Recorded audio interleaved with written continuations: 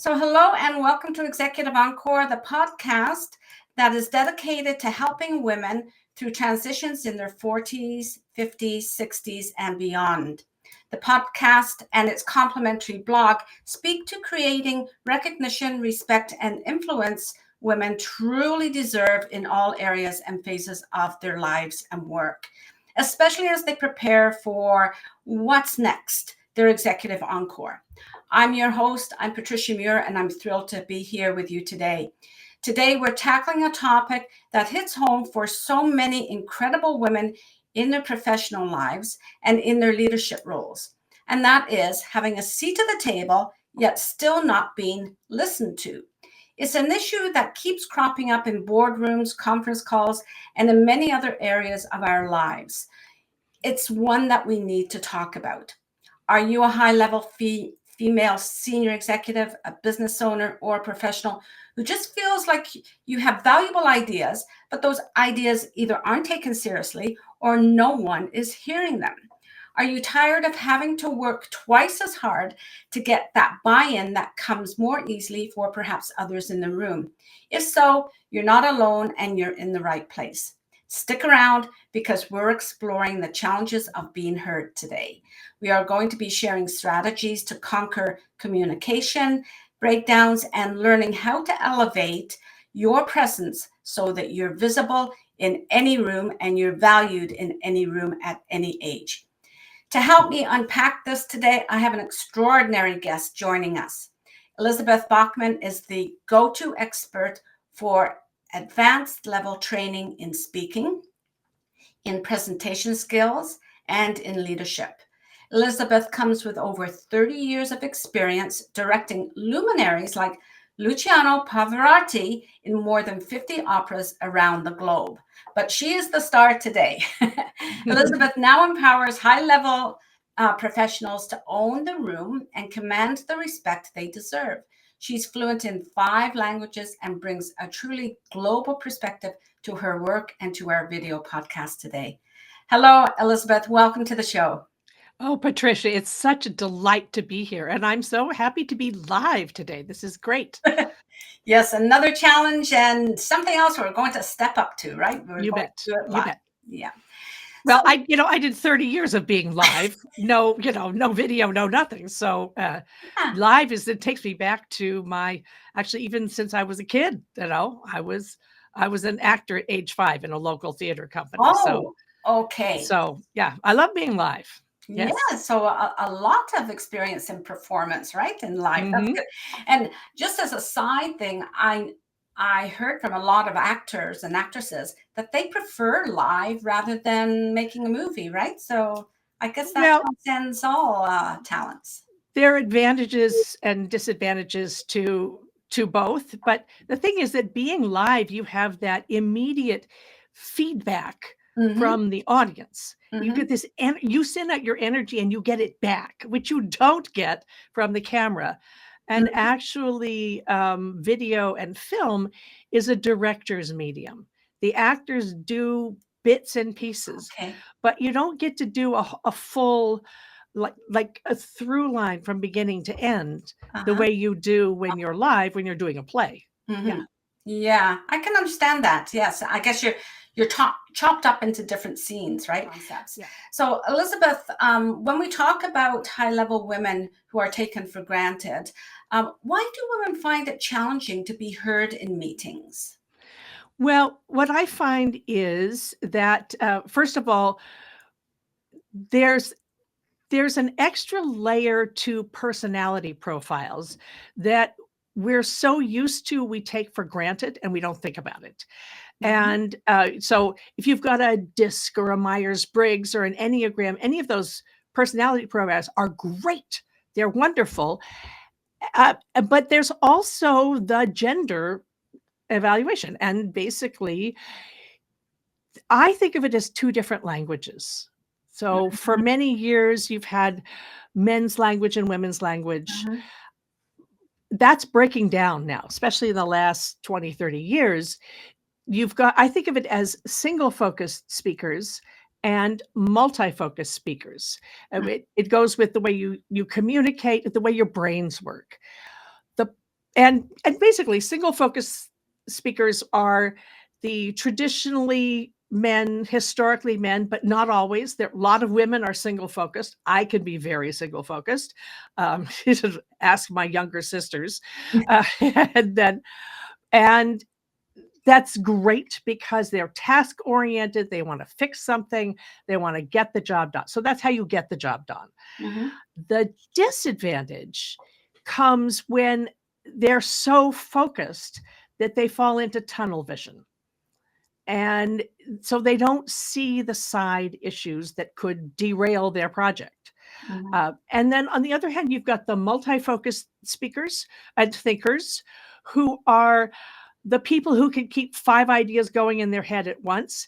That's historically women, traditionally women, but not always. I have lots of men who come to me and say, how come I can't ever stay on the point? And that's where the old stereotype comes from, that men think women never get to the point because they go on and on and on without telling us. Whereas women think that men don't listen. I actually think it's 2 different languages. And then if we can recognize that nobody's wrong, it's actually it's as if the single focus thinkers spoke Spanish and multi-focus thinkers spoke Italian. Mm-hmm. And the languages are very similar. So if you're going to speak Italian to a Spaniard, they're going to understand more or less what you want to say, but it's actually a different language. So if we recognize that different people are going to take in information differently, then just as if you were speaking another language, you will be heard if you speak the way they need to hear it. Mm-hmm. And but just the other piece is that the stereotypes of men never listen or women never get to the point are so ingrained in our culture that we don't, we take it for granted, and then we get annoyed. And the reason why this really matters to me and makes such a difference is because, especially in the workplace, the other piece to being a multi-focus thinker is that when you're a relational thinker, the technical term is relational. If you see everything in a web of relationships, then the trap is to think that any criticism is a personal criticism. Mm-hmm. And so, and women are also trained, socialized to not speak up, just to swallow their annoyance until the moment when they explode. Mm-hmm. And quite often, that's the reason why senior women quit their jobs in frustration. Yeah. Mm-hmm. And if I can help somebody recognize that it's not that they hate you, it's just a translation problem, Mm-hmm. maybe these women could stay with a company they love if they just learn how to speak the other language and hear the other language. Mm-hmm. Mm-hmm. Well, that's quite a task when you think about it. What you're trying to get your message across, and you have to think about how it's perceived by other people in the room. So even if you are very direct about something, okay, say in a consultation, you're consulting, so you're very direct about it. But even your ideas at that time seem to float above what the room is willing to hear. I guess that's one way for me to put it. And then you have other people that will bring up the same idea in the same meeting, and someone will say, oh yes, that was a great idea. And that's what's so frustrating for women. Why do our ideas get hijacked in a meeting? I think most of the time it's not that someone's trying to hijack the idea. I mean, sometimes they are. Sometimes, you might be paranoid, and sometimes they really are out to get you. So that happens. I think it is social conditioning and being unaware. So we're conditioned to listen to men more than to women in the workplace, specifically in the workplace. you can change that, but you have to be aware that this is an issue which actually has a solution. There is a solution. There's a way you can deal with it. Oh, good. What's the solution? What's the solution? So for this also,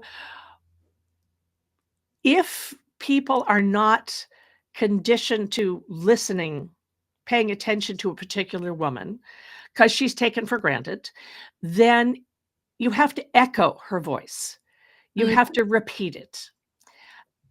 If somebody steals one of my ideas, most of the time they're not aware that they're doing it because they've been, let's say Bob, well, it's not really binary anymore. There's a whole spectrum, but for the moment, let's say somebody hears it subconsciously and thinks, oh, that's a great idea, but they're so focused on what they're going to say next, they aren't really listening anyway. Yeah. So then they think they had the same idea.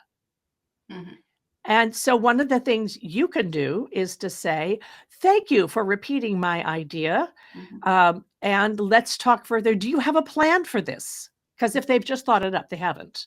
And of course you have. Of course you have, because you're not going to show up with an idea without thinking about it. But even better is to have a third party say, yes, that's what Patricia just said. Yes. Yes, Patricia, tell us more. Also with interruptions. Wait, Patricia wasn't finished. There's, or you can just say, I'm not finished. Thank you. Let me finish my thought. The reason for not giving all the details, though, is because single focus thinkers are focused on one thing. And so they're not going to listen to the context. And for the multi-focus thinkers, the relational thinkers, context is everything.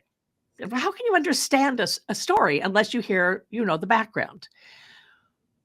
What happens is that this, I think, is why executive summaries were invented. This is why bullet points were invented, is to make something easier for the single focus thinkers in the moment. If you have others who will say, yes, that's what Patricia just said, that's usually enough. Just often you have to say it a couple of times.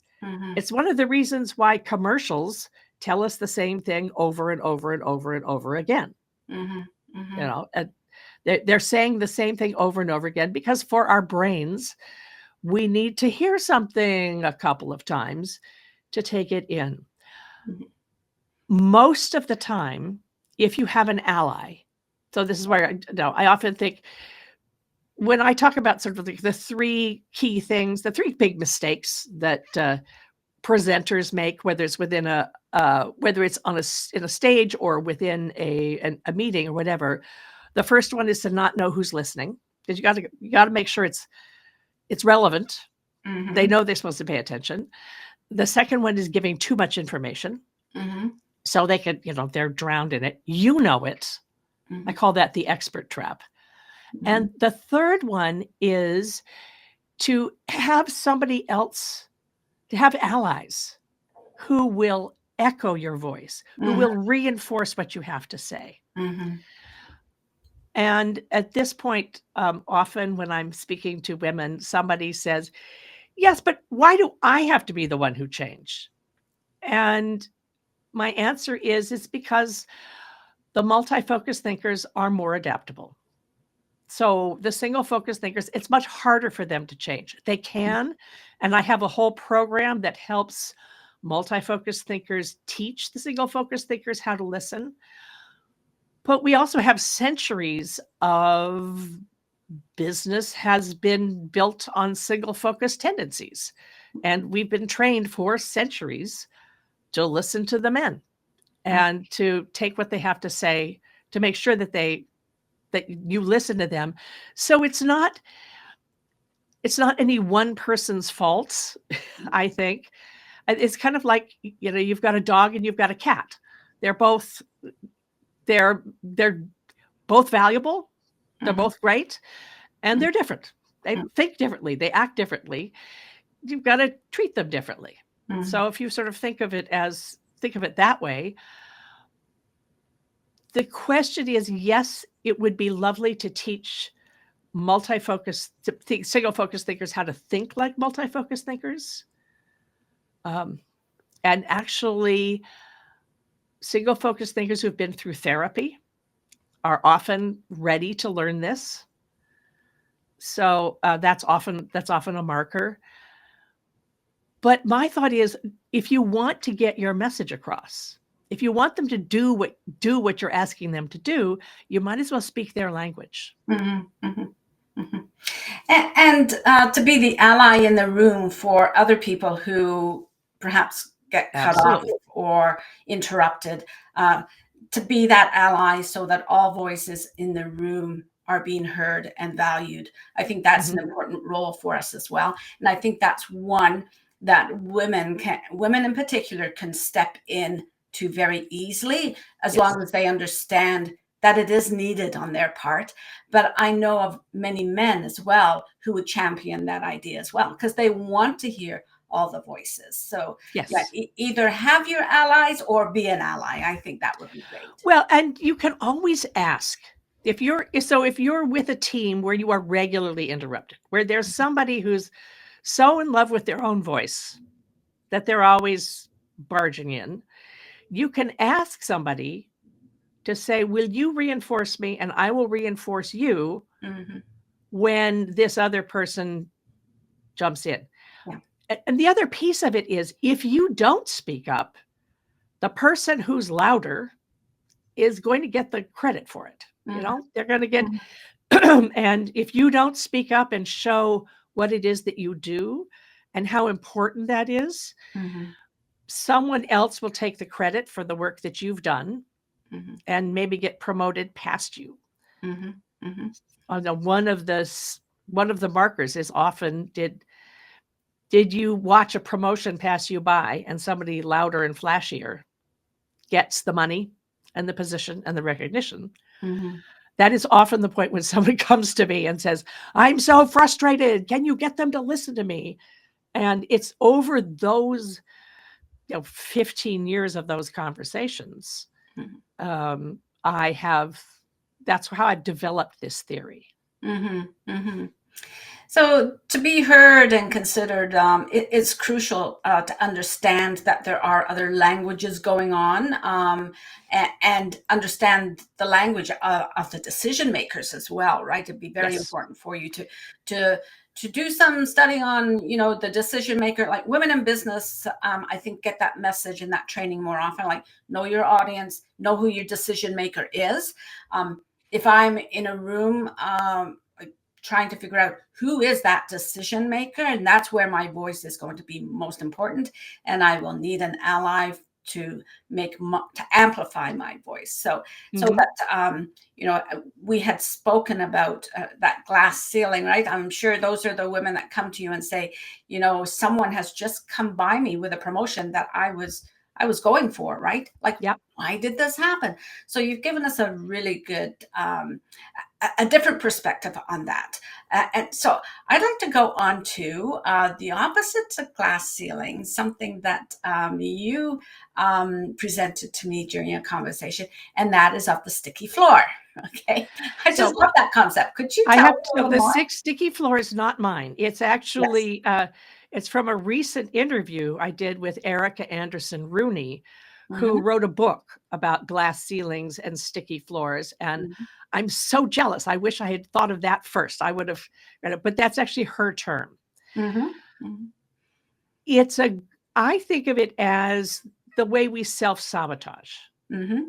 So we sabotage ourselves partly because, again, society. So with my history in opera, 30 years in opera, I've spent 30 years of my life producing scripts and texts that were written in the 17th, 18th, 19th century, often rewriting something that came from the Romans or the Greeks. So I think in historical cycles. And there were, again, centuries where up until fairly recent, like within the last 40, 50 years, women had to do what the men wanted or persuade the men that it was the man's idea, because women had no monetary power, no financial power, and no political power, no temporal power. Their power was always behind the scenes. And so if you look at The Marriage of Figaro by Beaumarchais, set to music by Mozart, it's all about convincing the count to do what the women want them to do, because they can't do it directly. So I blame our foremothers for this, for teaching us, be nice, be accommodating, don't brag. I don't know. It took me years to learn how to talk about what I was good at without feeling like I was bragging, because I had my mother's voice and my grandmother's voice in my head saying, good girls don't brag, learning how to talk about my value took me a very long time. So it's habit. I don't think anybody actually consciously trains us that way. I think that it's society. We're socialized that way. And it's when the women get into their 40s, 50s, and 60s that they realize they get caught by this. And also in our generation, we were taught this by our parents, our mothers, who grew up in a time where they had you couldn't get a business loan as a woman. You couldn't get a business loan without having a man sign the application until 1987. That late. So, it's just long years of habit. We are still going through that transition. Yeah. Part of my attitude also is, again, 30 years in opera, having to produce something where there was never enough money and there was never enough time. I learned how to adapt, how to make it work, how to fix something, figure out a way to get to the ultimate goal, which was to produce a product that would delight the audience so much that the company that was paying me, their people would say, yes, I'm going to buy tickets, I'm going to donate, all of that. That was my job for 30 years, was to use my creativity for the benefit of a business. So learning how not to sabotage yourself is something that often comes in your 40s and 50s, when you realize the things that used to work aren't working. Yeah. Aren't working. One of my very early podcast guests was a chief technical officer. So she started out in the tech department, and her strategy was to be one of the boys, and it worked until it didn't. When she hit 40 or something, and then that was not possible. She was only allowed to go so far.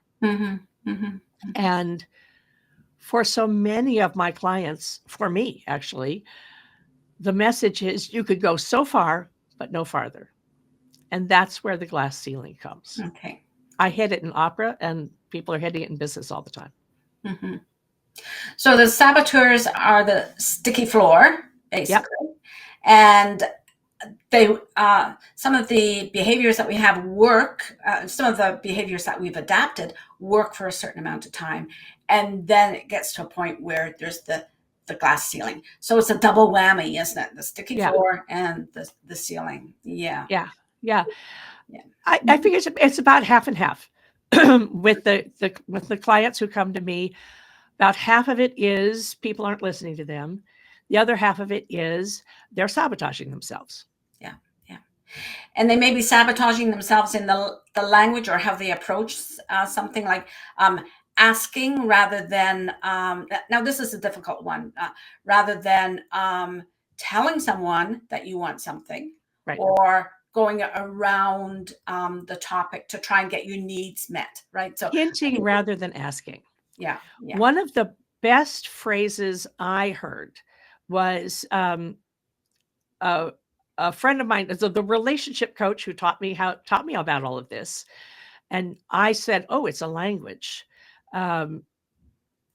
she told me the story of a woman who walked into her manager's office and says, I would like to get this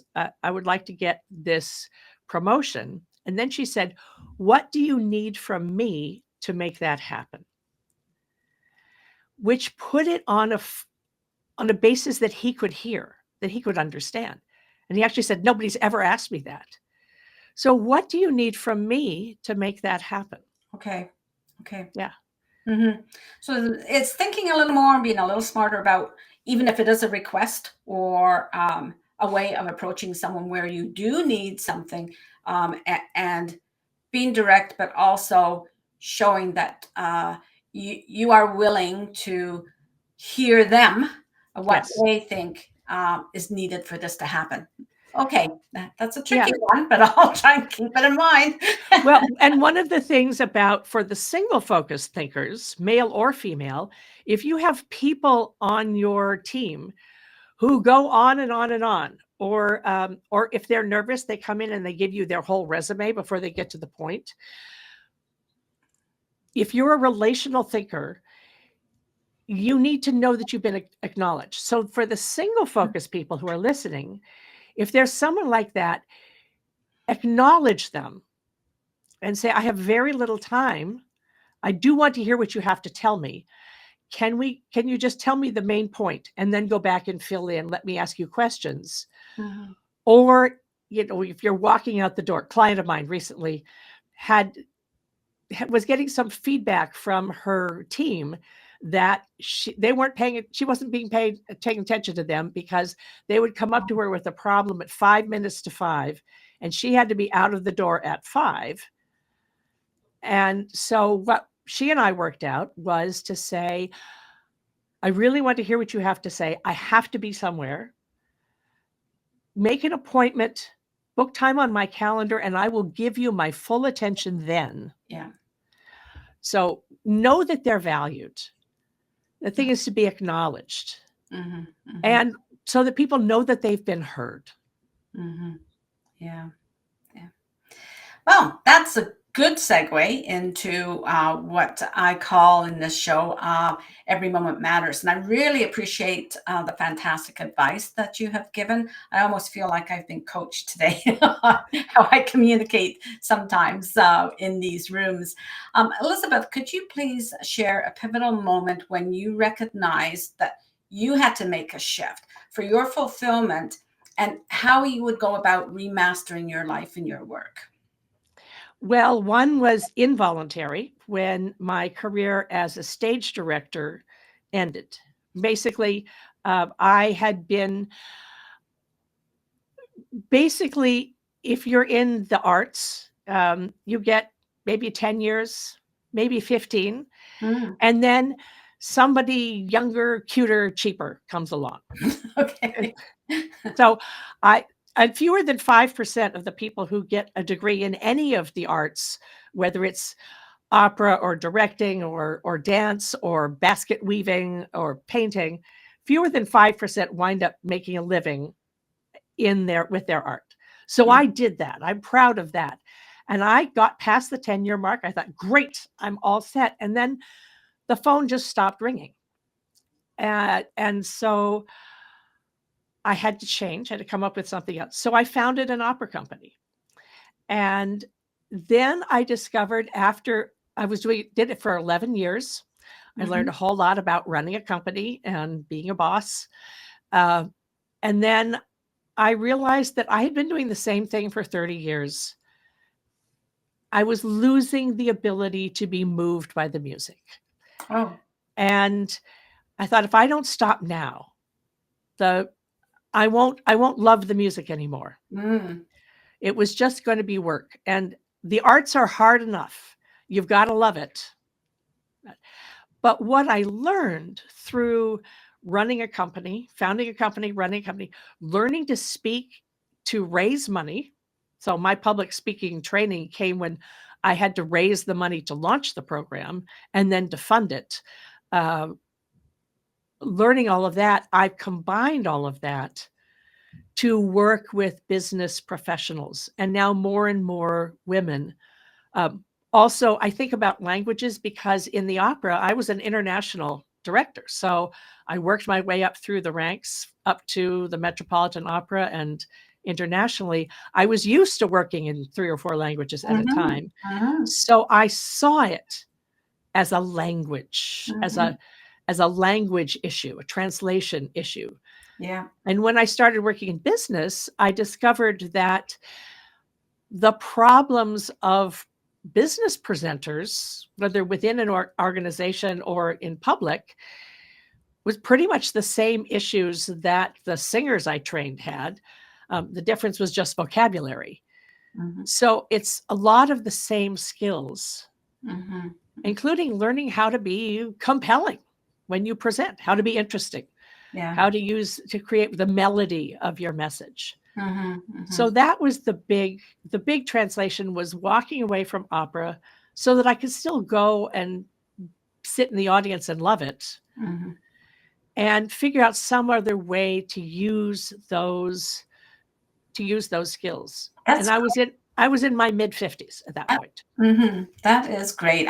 I hear that from other women as well. Like they've had a particular specialty, skill, talent, whatever, and before it sort of runs dry for them, they're able to transform it into another way of continuing because they don't want to give up all the knowledge that they have gained through the years as well. Mhm. They say, like, why would I just stop this? Like, I want to contribute to whatever my profession was, but in a different way. So that's great. I love that. Elizabeth, you wanted to talk about something special today, and I think it's about storytelling for people who are job Yes. hunting. For our live audience, I have 2 webinars coming up. I have a webinar on January 31st Mhm, about storytelling secrets for women leaders. mhm, Because when you're not being heard, one of the best ways to get people to pay attention to you is to have short, concise, compelling stories. But it takes a little time to construct them. So this is actually one of the major tools that my clients use. And so this is really, how do you do this? And it mhm, works to gain visibility in meetings, for career pivots, if you're job hunting, for the interviews, etc. And then in February, I will be a guest with the great Christine Graves, sorry, uh, who has a podcast specifically for job hunters. okay. She calls it people who are doing a career pivot. So it's not like a hunt, Mhm, it's a pivot. And so I'm going to talk about, how do you talk about what you're good at mhm, and do it in a way that doesn't feel like bragging, mhm, basically. mhm. It, again, goes back to language, doesn't it? Yeah, you got it. Thank you again, Elizabeth. And to our listeners, thank you for tuning in today for the episode of Executive Encore. Don't forget to subscribe, tag another woman business owner or another woman executive. Leave us a review and share the episode in your network. You deserve to be heard. They deserve to be heard. We all need we all deserve to be heard, seen, and valued in every phase of our lives. And subscribe to the Sunday Encore newsletter. Elizabeth will be featured this week in the Sunday newsletter. So please sign up for that. Until the next time, take care of yourself, do what's best for you, and don't jeopardize what you've built for yourself. Have a great day.